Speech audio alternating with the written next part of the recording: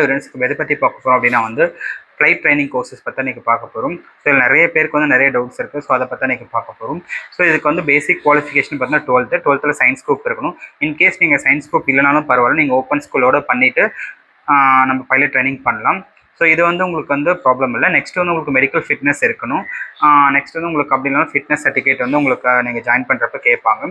Next பார்த்தீங்கன்னா நிறைய பேருக்கு வந்து இது வந்து எவ்வளோ காஸ்ட் ஆகும் ஸோ அப்படின்னு தெரியறது தான் பற்றி நம்ம இது பண்ண போகிறோம். ஸோ இதில் பார்த்தீங்கன்னா கமர்ஷியல் ஃப்ளைட் ட்ரைனிங். ஸோ இதில் வந்து உங்களுக்கு காஸ்ட் பார்த்தீங்கன்னா நம்ம இந்தியாவில் பார்த்தீங்கன்னா உங்களுக்கு 30 to 40 lakhs கிட்ட ஆகும் ஜஸ்ட் வந்து அந்த ட்ரைனிங்க்கு மட்டும். ஸோ நெக்ஸ்ட் வந்து இதில் உங்களுக்கு கிரவுண்ட் ட்ரைனிங் இருக்கும், அப்புறம் டைப் ரைட்டிங் இருக்கும். ஸோ ஓவரால் இது எல்லாமே உங்களுக்கு கம்ப்ளீட்டாக உங்களுக்கு முடிக்கிறதுக்கு ஒரு 60 to 70 lakhs ஆகிடும் இந்தியாவில். ஸோ உங்களுக்கு போஸ்ட் டியூரேஷன் பார்த்தா 1 year ப்ளஸ் நீங்கள் எப்படி வந்து லேர்ன் பண்ணிக்கிறீங்கன்னு பார்த்தா 1 to 2 years வரைக்கும் ஆகும் அந்த போஸ்ட் டியூரேஷன். இதே நீங்கள் அப்ரோடில் பண்ணிங்கன்னா உங்களுக்கு 1 year கிட்ட ஆகும். லைக் வந்து உங்களுக்கு இந்தியாவில் வந்து நிறைய ஃப்ளைங் கிளப்ஸ் வந்து கொஞ்சம் கம்மியாக தான் இருக்கும். மோஸ்ட்லி வந்து அதுக்கு டிபெண்ட் ஆன் தான் காஸ்ட் இருக்கும். ஒவ்வொரு ஃப்ளைங் கப்பலோட காஸ்ட் இருக்கும். மோஸ்ட்லி எல்லா காஸ்ட்டும் உங்களுக்கு பார்த்தீங்கன்னா ஒரு 50 lakhs மேலே தான் வரும். அப்படியே ஒரு 40 lakhs அந்த மாதிரி ஒரு பட்ஜெட் தான் இருக்கும். ஸோ இந்த பட்ஜெட் நீங்கள் பிளான் பண்ணிட்டு தான் நீங்கள் வந்து பைலட் ட்ரைனிங் ஜாயின் பண்ணுற மாதிரி பிளான் பண்ணிக்கோங்க. நெக்ஸ்ட்டு பார்த்தீங்கன்னா வந்து சார் இது எவ்வளோ சேலரி இருக்கும் அப்படின்னா, ஃபஸ்ட்டு வந்து நீங்கள் வந்து டிஜிசிஏ லைக் நம்ம எப்படி நம்ம இங்கே நார்மலாக வந்து நம்ம ஒரு டிரைவிங் லைசன்ஸ் வாங்குறோமோ இந்த மாதிரி டிஜிசிஏலேருந்து நீங்கள் வந்து இது வந்து லைசன்ஸ் வாங்கணும். சில எங்கள் டிரைவிங் லைசன்ஸ் மாதிரி பைலட் ட்ரைனிங் லைசன்ஸ் நீங்கள் வாங்கணும். அந்த லைசன்ஸ் ப்ளஸ் எக்ஸாம் கிளியர் பண்ணால் தான் நீங்கள் ஒரு பைலட் ஆக முடியும்.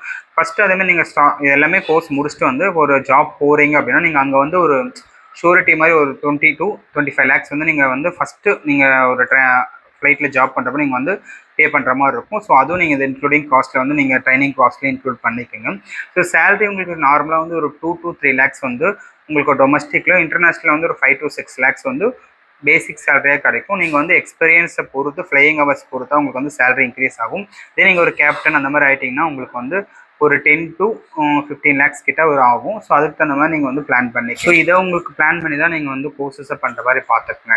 ஏன்னா வந்து நிறைய பேர் பைலட் ட்ரைனிங்னா வந்து ஒரு லோ காஸ்ட் ஆகும் அப்படின்ற மாதிரி ஜாயின் பண்ணிடுறீங்க.